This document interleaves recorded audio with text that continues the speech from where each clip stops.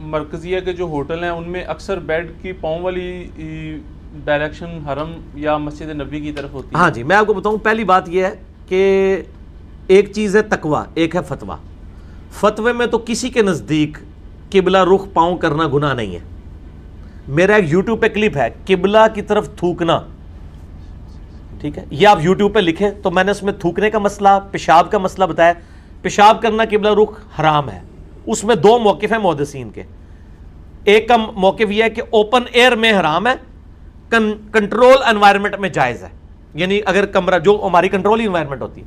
دوسروں کا موقف ہے کہ نہیں مطلقاً، میرا بھی ان کے ساتھ ہے اور میں نے دلیل دی ہے کہ ابو ایوب انصاری رضی اللہ تعالیٰ عنہ یا سعد بن ابی وقاص، ابو ایوب تھے جو مصر گئے تو انہوں نے کہا میں تمہارے ٹوائلٹس کا کیا کروں، بخاری مسلم میں آتا ہے یہ سارے قبلہ رخ بنے ہوئے ہیں تو مجھے ٹیڑھے ہو کے بیٹھنا پڑتا ہے اور پھر میں اللہ سے معافی بھی مانگتا ہوں.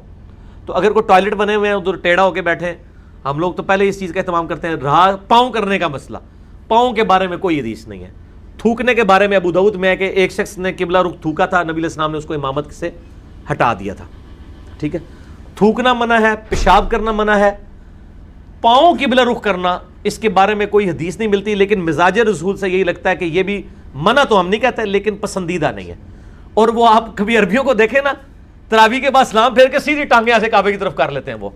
اور میں تو کہہ ایک بندہ کہتا ہے یار اسی تو ایڈی دور نہیں کرتے، ایتھے بیٹھ کے کرتے ہیں. ٹھیک ہے، تو وہ بات تو ٹھیک ہے کہ یار اس طرح کرنے کی ضرورت کیا ہے، آپ نے خام خواہ اپنے لیے ازمائش ڈالی ہوئی ہے. تو اگر اس طرح کی کوئی چیزیں ہیں مجھے بتائیں، اگر بیڈ کے پاؤں قبلے کی طرف ہوتے ہیں تو بیڈ نے آپ کو پکڑا تو نہیں ہوا کہ سر تسی ضروری اتنے رکھنا ہے، لک وشکار رکھنا ہے نا. صرف بیڈ صرف آپ سے یہ ڈیمانڈ کرتا ہے کہ لک وشکار ہونا چاہیے، تو تسی سر ادھر کر لو تو تکیا ادھر رکھ لو، کیڑا مسئلہ، لک تو وشکار ہی رہے گا. بیڈ آپ کو ساری دور کرنے کی اجازت دیتا ہے، لک نہیں کرن دے گا، وہ کہے گا لک وشکار ہے. نہیں پیر صاحب اگر سرانے ستے ہوئے نے تو اللہ تو بندے پھر تو تمہیں بیڈ اتنے سونے نہیں چاہیے، زمین اتنے سو تو پھر جس پاس مرضی لات کر لو. اچھا، یہ جو ایک بات مشہور ہے کہ قبلہ کی طرف اگر ہونا پاؤں تو اس کو جگا دیں، تو اگر کسی کی طرف کسی کے قطب ستاری کی طرف ہو، جھوٹ ہے. میں نے اسی کلپ میں بتایا کہ بھی قطب ستارے کی کوئی اس طرح کی وقت نہیں آئی ہے، انہوں نے وہ غوث قطب ابدال کی وجہ سے قطب سمجھ لیا اس کو. تو قطبی ستارے کا مسئلہ ہی کوئی نہیں ہے. اگر کسی مسجد میں زیادہ اچھا اہتمام ہے، آپ کے گھر میں گیزر نہیں ہے، مسجد میں ہے، صاف ستھرا ہے، بیٹھ کے وضو کر سکتے ہیں. جس طرح ہم لوگ تو ابھی یونیورسٹی سے اپنے آفیسز سے عادی ہو چکے ہیں واش بیسن پہ وضو کرنے کا، یعنی میں کھڑے ہو کے وضو کرنے کو کمفرٹیبل سمجھتا ہوں. بعض لوگ کہتے ہیں خلاف سنت ہے، خلاف سنت نہیں ہے. اس میں کوئی آپ سے نے کوئی اس طرح کی وہ تو کل کو میں کہوں گا کہ بغیر کوزے اور لوٹے کے وضو کرنا خلاف سنت ہے. ٹوٹی خلاف سنت نہیں ان کو نظر آ رہی ہے، کھڑے ہو کے خلاف سنت ہے. بھائی کھڑے ہو کے جن چیزوں سے منع کیا گیا تھا وہ منع کر دیا گیا. کھڑے ہو کے ایسی جگہ پہ پیشاب کرنا کہ چھینٹے پڑے وہ منع ہے.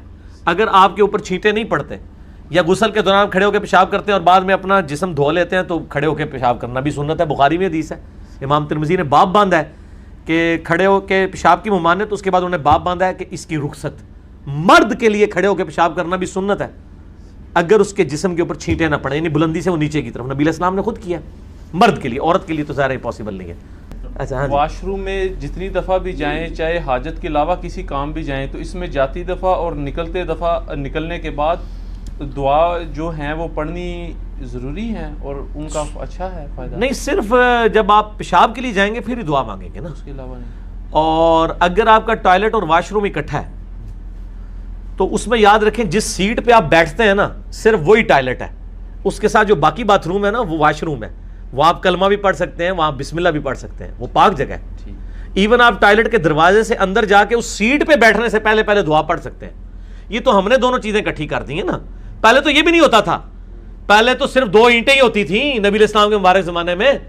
عورتیں بھی باہر جا کے ٹوائلٹ کرتی تھیں اوپن ایئر میں، اور اس میں کیا وہ دعا کے لیے انہوں نے کوئی کمرہ بنایا ہوتا تھا؟ نہیں، جب وہ 2 اینٹیں یا 2 پتھروں پہ چڑھنے لگتے تھے نا اس سے پہلے دعا پڑھ لیتے تھے. یہاں بھی جب آپ اس سیٹ پہ چڑھنے لگے دعا پڑھ لیں، اس سے پہلے والا سارا حصہ جو ہے وہ پاک ہی، اس میں کوئی مسئلہ نہیں ہے. اور آپ کیونکہ وہ جنات کا اماج گاہ ہے. صحیح بخاری میں حدیث ہے، اللہم انی اعوذ بک من الخبث والخبائث، اے اللہ میں شریر جن اور جنیوں سے تیری پناہ میں آتا ہوں. ٹھیک ہو گیا؟ تو اس اعتبار سے آپ ٹوائلٹ میں وضو کرنا سنا ہے کہ وہ اس میں وہ کہتے ہیں جو اپنا ذہن ہے نا اس کا وہ کمزور ہو جاتا ہے. یہ مجھے پتا ہے صوفیوں کی روایتیں ہیں کہ جو جو اس کے بعد وہ کہتے ہیں ٹائلٹ والی جگہ پہ غسل کرنے سے بھی عقل زائل ہونے کا خدشہ ہے. ان کو کہیں کہ اب آپ اپنی عقل کا علاج کرائیں. ٹائلٹ میں کوئی بھی شخص وضو کرتا ہی نہیں ہے. بتائیں کون ٹائلٹ میں وضو کرتا ہے؟ آپ نے جس کو ٹائلٹ ڈکلیئر کر دیا اسے ٹائلٹ تو نہیں ہو جانا. ٹائلٹ شریعت کی روح سے صرف وہ سیٹ ہے WC اور وہ کمبورڈ ہے جس پہ آپ بیٹھتے ہیں. اس کے باہر جتنی جگہ وہ ٹائلٹ نہیں ہے.